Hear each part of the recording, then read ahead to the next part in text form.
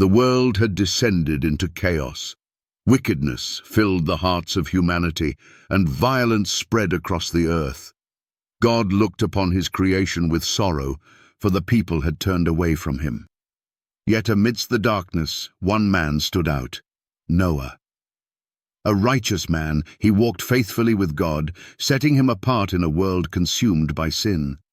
God spoke to Noah, revealing his plan to cleanse the earth. "I will bring a flood of waters upon the earth to destroy all flesh," he said. But God's message carried hope.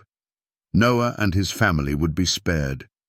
God commanded Noah to build an ark, a massive vessel that would shelter them and every kind of living creature. The instructions were precise, from the ark's dimensions to the materials, and Noah obeyed without question. As Noah worked tirelessly on the ark, his neighbors watched and mocked him. "What is this madness?" they jeered. "There is no rain, no flood."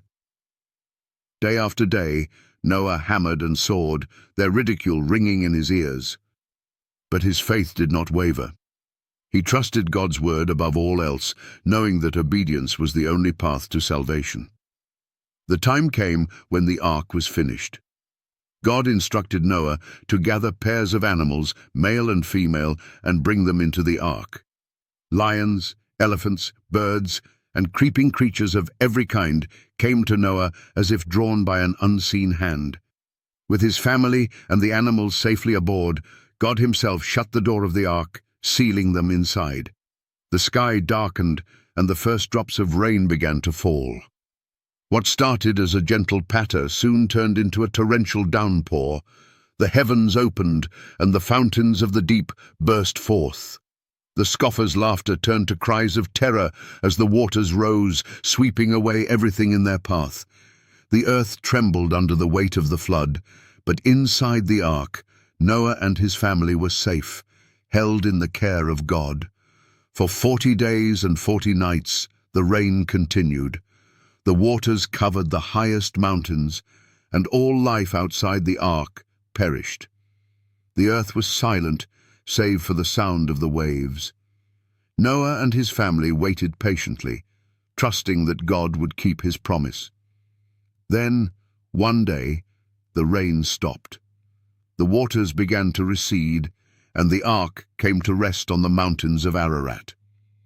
Noah sent out a raven and later a dove to see if the land was dry.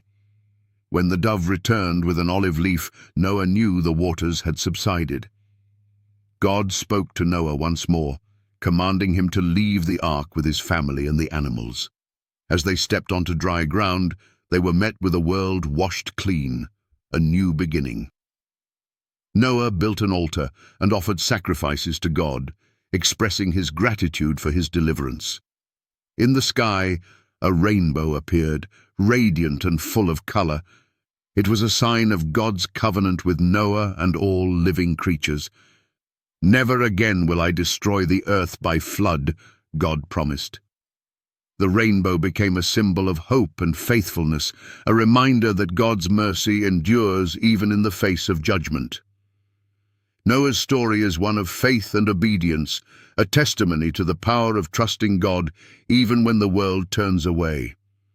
It challenges us to stand firm in righteousness, to listen for God's voice, and to act on his commands. In a world that often mocks faith, Noah's life asks us, will we trust God no matter the cost?